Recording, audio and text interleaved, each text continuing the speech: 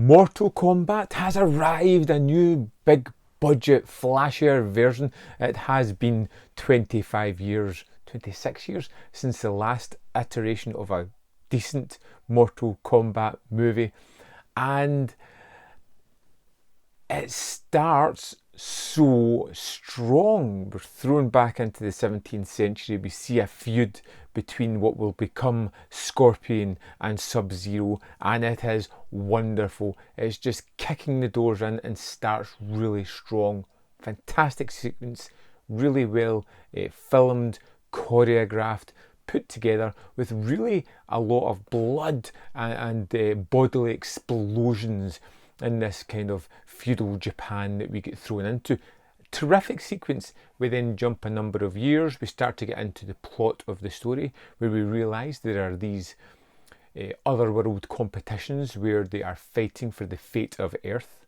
The evil sorcerer has won 9 times out of 10. If he wins the next one, he owns the right to attack and enslave Earth, and it's up to a last few group of people to band together, come together, learn their super abilities, learn how to fight and take on the bad guys. Like I said, the fun part of the movie is all in the start, getting these different kind of sequences that are really enjoyable and fun, getting introduced to a lot of the characters, some who are really fun and interesting, some who seem to be underwritten, some who just aren't that interesting at all.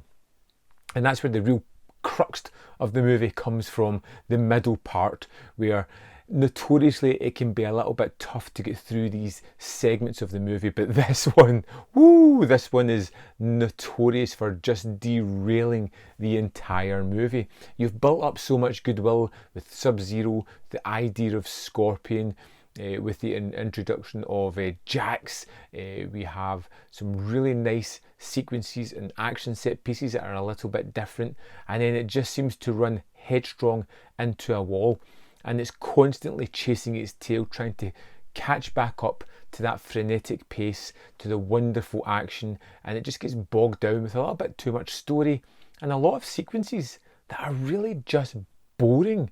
And within the movie, it detracted a lot from what the movie does well.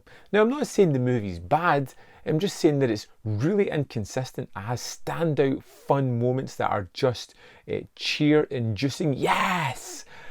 And other sequences that are just, can we go on with some more action or anything that we could really liven this up quite a bit? I really enjoyed a lot of the really strong moments of violence within this one.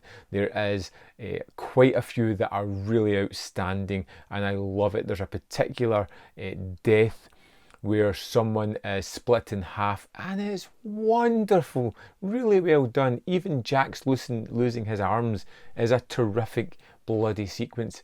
We get Goro in this one as well, but he's treated as really a throwaway character. He comes in for one fight scene, gets his ass handed to him, and that's the champion of worlds defeated really kind of quickly and rather easily as well. When we get to the end of the movie, it starts to ramp back up with the action, and it's a welcome return to this bloody savagery that we've been hoping for, and it just takes away the impact of it by having multiple fights going on at the same time and intercutting between them all, and kind of losing the aspect of the individual fights as they just become multiple blows edited together in a stream of just key moments almost. It's a little bit disappointing. Some of the characters I really liked, particularly Kano. I thought he was hilarious.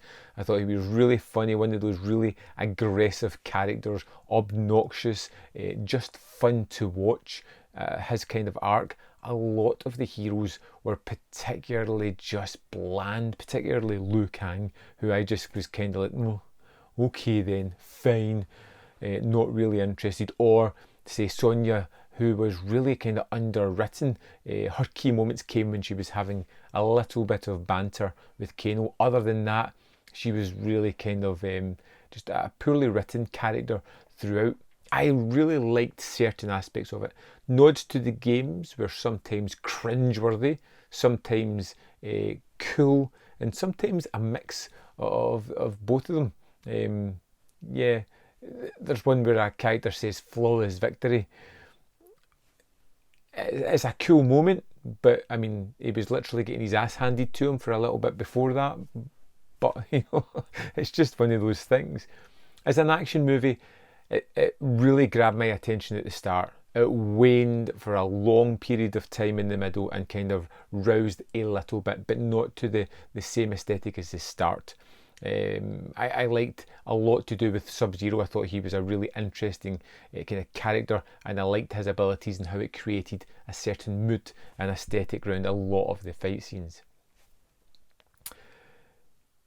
It's not a bad movie, but it's not great. It has issues, and I'd be willing to go and see a sequel if one ever came. I'd love to know your thoughts on Mortal Kombat, and I will see you next time on Man v Film.